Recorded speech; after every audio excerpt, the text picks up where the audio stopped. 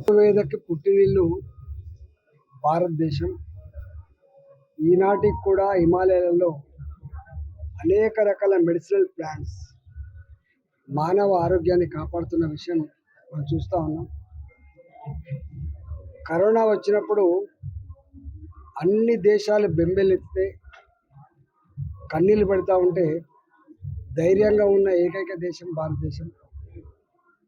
పోపుల పెట్టే మన ఇంట్లో ఉన్న పోపుల పెట్టెనే మనిషి యొక్క ఇమ్యూనిటీ సిస్టాన్ని కానీ అదొక ఆయుర్వేద మెడిసిన్గా పనిచేస్తుందని చెప్పి చాలా పక్కలు రాసి, ఎందుకు భారతదేశంలో ఇన్ని కోట్ల మంది ఉన్నా, ఇంత పేదరికం ఉన్నా, ఇన్ని బస్తీలు, ఇంత డెన్సిటీ పాపులేషన్ అప్పటికి కూడా కరోనాలో తట్టుకోగలిగిందంటే మన ఇంట్లో ఉన్న పోపుల పెట్టెనే సగం మనిషి ఆరోగ్యాన్ని కాపాడుతుందని చెప్పి మనం చూసుకున్నాం.